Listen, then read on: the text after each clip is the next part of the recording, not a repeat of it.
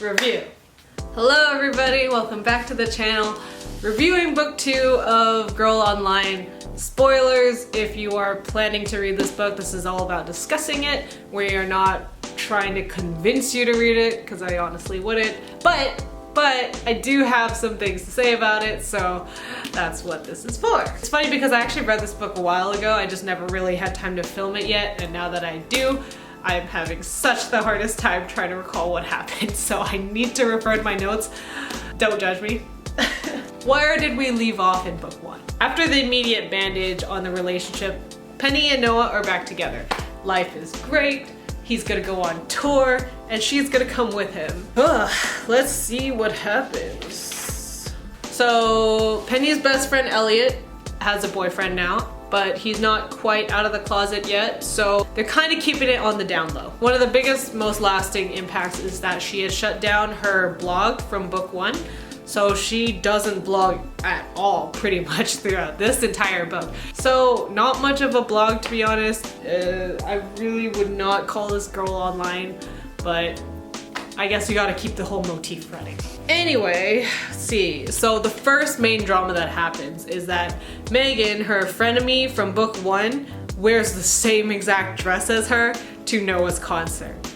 Oh my god, the humanity! They wore the same dress! Yeah, that was heavy-handed, honestly. I don't know. Is this a big deal? I guess maybe it's never happened to me, that's why I don't really know if this is such a big deal or not. The closest I came to this was going to a wedding, and someone else had the same color scheme as me. Like I had a wine red dress and a black jacket over it because it was cold. And she had the same thing going on, different style dress, but same colors. And it was cool though. I was like, hey, look, we're twinning. This is awesome. But Penny, she's like, the world is over. So, you know, different folks, different strokes. She loses her phone in the giant crowd and gets a huge panic attack. Megan, surprisingly, saves her and brings her out. She also apologizes too for being a bad friend to Penny, so it's a little bit shocking, honestly. So then Penny joins Noah on tour and meets his bandmate named Blake, apparently. He's an old friend of Noah's, helped him start the band together. They're just BFFs forever, but she doesn't like him. I found this to be a very interesting thing because I think this is a Zoella writing thing, where if she doesn't want you to like a character, she'll just immediately say, oh, Penny just didn't like how he was or something. Because she does this, I realized, with book 1, where she goes to Sadie Lee and she's like, oh my god, I don't know what it was, but Sadie Lee, who's the grandma, there's just something about her that makes you fall in love with her immediately. As a reader, I don't want people telling me how I should be feeling about a character, okay? You should be going through the course of events to find out, do I like this character? Do I see where this character's coming from? Do I not like this character? Do I want them to die in a horrible, tragic house fire? Spelling out immediately puts me on a whole skepticism thing because I'm just like, wait, why don't I like this person? Because funnily enough, when she introduced the bandmate, I thought he was pretty cool. He was the only one like actually giving shit to her and seeing if she could toss it back, but she couldn't. She was like, oh, I just don't like you. And I was like, wait, if you don't like him, there has to be a reason, because at least so far from what I would see, I don't mind him. So that's where I think Zoella could really improve on her writing if she actually took those cues out and just slowly kind of over time, like through character actions and character dialogue, helped mold how the reader would frame a certain character. But then like, she wants you to feel those feelings, but she doesn't really get you to that point. So it's kind of like, if the rock music god star, whatever thing he is your cup of tea, then that's perfect. But if you're not into that, like I'm more into, I guess, the nerdy type of dude, then it kind of won't do much for you. But since I was kind of forced to think in the lane of Penny, I started picturing him a little bit like, you know, Rumi from Rumi Official. I started picturing him as Noah, and it helped a lot more because okay, this is not a dig on Rumi. I actually really enjoy him, but like him with his music and the YouTuber thing, and the only one that to me kind of fit the description, but he's the Swede, he's not American, but to me that makes it 10 times better. I don't know. Anyway, what happens next? Leia actually joins the tour and she turns out to be a really cool person. Like, she was the other person of the fake relationship in book 1, and turns out it was not something she wanted either. So yeah, some positive female friendship. That's good. So throughout the book, there's this person emailing Penny to break up with Noah. And it really freaks her out at first. It would freak anybody out. And it becomes pretty clear that he found the phone that Penny lost in the beginning of the book and has been using the photos on it to blackmail her because she stupidly named her password after Noah's birthday. Another issue with tour life is that Penny thought she would have all this time to be with Noah, to explore places, to eat cake with him and go off into the wild European castles or terrains, I don't know, whatever they have there. Yeah, but it turns out tour life is really busy. They're kind of jetting from one city to the next. Barely enough time to stay in one place. To me, that seems pretty representative of what a tour would be consisting of. I don't think a lot of musicians actually do have that much time to stay in a particular place, especially to explore. I mean, later in the book, you do get into the fact that the manager did push more meetings onto him than he needed to, but I thought that would kind of be a given for tour life, so I was a little surprised that Penny was so, how could this happen? I mean, it does wear down on a person, so I can't completely blame her, but at the same time, I felt like her expectations were a little too high, just a little too high. It all culminates to this final day where there's gonna be this huge after party where she's super glammed up for, but last minute meeting cuts in again and she won't be able to stay with Noah that night. So, bummer, but she wants to bring up his super drunk bandmate back to his room, and oh my god.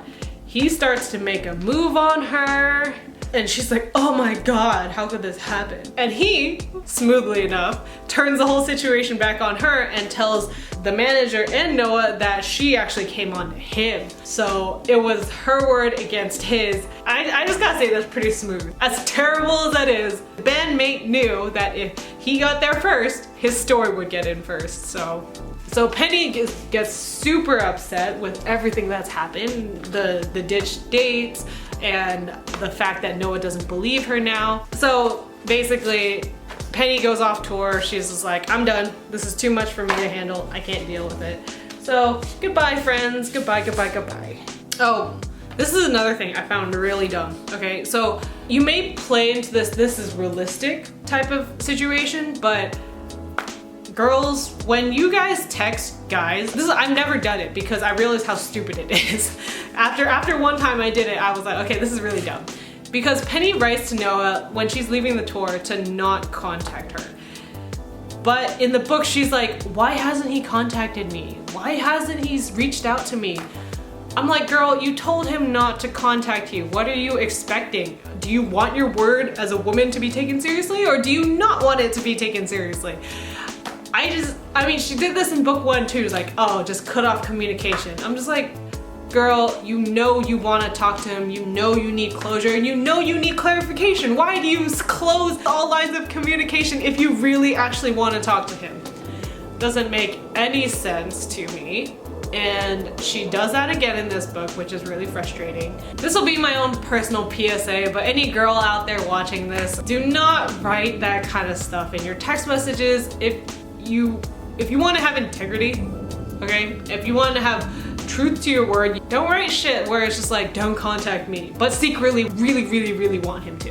If you say you don't want to talk to him, then expect no contact. I just don't get it. Like, it's like we're trying to fight between two ideals of a world, where it's like we want the old school chivalry way, where women were not treated as if their word matters, and then we're also fighting with the new system where it's like, hey, equality, we want to be respected, and when we say something, we actually mean it. Girl, make up your mind. If you want him to contact you, do not write, please don't contact me. So stupid.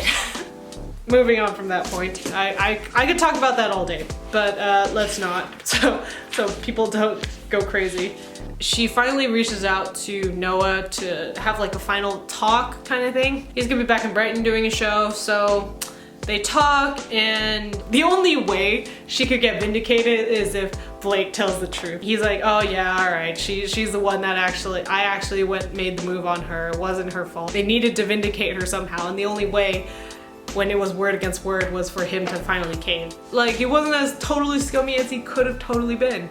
She finds out that the manager is the one who kind of puppeteered the whole breakup, because he's the one who's been sending the emails telling him to break up, and he's the one who just kept shoving Noah's schedule full of meetings so they would never have a chance to actually hang out and such. The manager is a twirly mustache villain, especially when he was confessing to everything. I was just like, do you think you're a mastermind saying all this stuff out loud? Maybe it's part of his ego, I'm not sure. So she got him to confess of all of this, but oh my gosh, Noah heard everything. I always say the Gossip Girl formula is for two people to share a secret and then another person is just outside of frame listening in. That's just the secret formula. Just use it for everything, and that's how you will get drama to happen. So Noah fires the manager, of course, and Penny and Noah are kind of, There's just so much that happened. They kind of need to take some time to reflect. They actually take some time to reflect this time, as opposed to book one. At the end of all of it, Penny decides to revamp her blog and unprivatize it. Okay, so what thoughts do I have on this? Penny cries a lot in this book, like a lot.